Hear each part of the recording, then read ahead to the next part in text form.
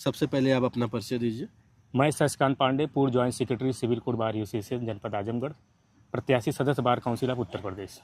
आपको कैसे सूचना मिली कि यहाँ पे धरना प्रदर्शन हो रहा है?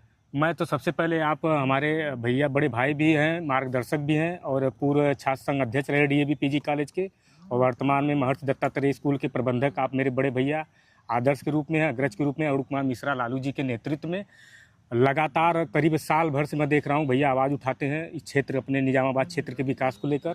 भैया ज्ञापन के माध्यम से, सोशल मीडिया के माध्यम से मैं इसको कंटिन्यू देखता था और बहुत मुझको खुशी मिलती थी कि कम से कम एक व्यक्ति ऐसे तो हैं जो हमारे समाज में समाज के लिए अच्छा विचार, अच्छा सोच, अच्छी भावना जो है लेकर जागरूक हुए हैं, लोगों को जागरूक करने का काम कर रहे हैं। इस रोड पे आप रोज आते जाते हैं, आपका अनुभव क्या है?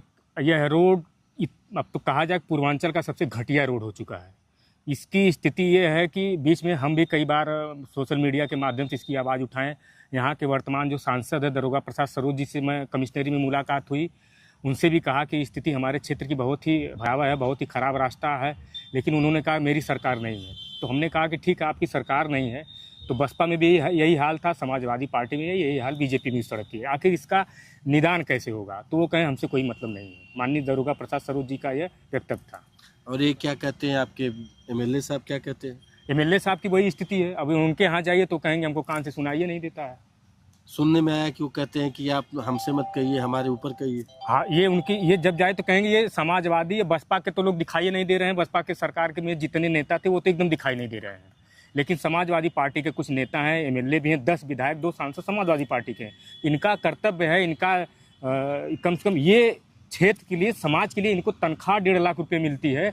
किस चीज़ के लिए मिलता है? अगर ये लोग अपनी निधि से बनवाए होते तो ये भदोली से लेके निजामाबाद से भदोली की सड़क अब तक बन गई होती, लेकिन किसी को कोई चिंता नहीं है। आप तो विद्वान अधिवक्ता हैं, क्या असेंबली में कभी हमारे विधायक, आपके विधायक ने आवाज़ उठाई? कभी नहीं, कभी नहीं। असेंबली में, पार्लियामेंट में जब भी सत्र चलता है, इस हमारे निजामाबाद क्षेत्र को लेकर एक भी विधायक ने, यहाँ के सांसद क्षेत्र की जितनी भी समस्या है उसका वहाँ जाके असेंबली पार्लियामेंट में नहीं उठाते। अगर आप कंपेयर करेंगे माननीय संग्राम यादव और माननीय आलम बदी में, दोनों लोग समाजवादी पार्टी के ही विधायक हैं, उनमें फ़र्क दिखता है कि नहीं दिखता है? बिल्कुल फ़र्क है। आप माननीय संग्राम यादव जी अपने क्षेत्र में जाइए, मैं तो नहीं कहूँगा, लेकिन उनके क्षेत्र में विकास कार्य बहुत अच्छा है। सड़क हो गई, गांव की सड़कें हो गई, मार्केट की सड़कें हो गई। वहाँ उनके पिताजी पंचायत राज मंत्री आदरणीय बलराम जी रहे हैं, वो भी अच्छा कार्य किए हैं, संग्राम यादव भी अच्छा काम अपने क्षेत्र के लिए। लेकिन हमारे यहाँ के क्षेत्र के जो आलम बदी साहब हैं, कोई काम नहीं कर रहे हैं। न यहाँ के सांसद कोई काम कर रहे हैं, क्षेत्र के प्रति, इन लोगों के प्रति कोई सद्भावना नहीं है, ना कोई काम कर रहे हैं। निजामाबाद में अस्पताल है?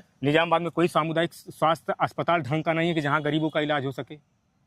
निजामाबाद में माननीय आपके जो विधायक है कुछ ऐसा काम किए जो बहुत अच्छा नहीं, मेरे देखने में कोई ऐसा 10 साल से लगातार वो विधायक हैं और क्षेत्र के लिए उनका कोई काम नहीं है। तो आप क्या चाहते हैं इस धरने प्रदर्शन? मैं इस पहले बात तो मैं बड़े भैया आपको बहुत बहुत श्रेय देता हूं कि आपने ऐसा कदम उठाया है, बहुत सराहनीय कदम है, जिसकी भी जितनी भी प्रशंसा की जाए ये कम है। और आपके नेतृत्व में सरकार को भी पता चल जाएगा, माननीय उत्तर प्रदेश सरकार के आदरणीय योगी जी को भी पता चल जाएगा कि निजामाबाद क्षेत्र कहाँ पड़ता है और उसमें क्या क्या समस्याएं हैं।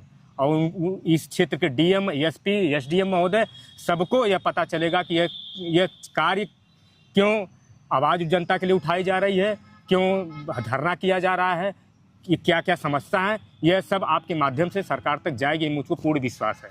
बहुत बहुत धन्यवाद आपको विकास जी। बहुत बहुत धन्यवाद।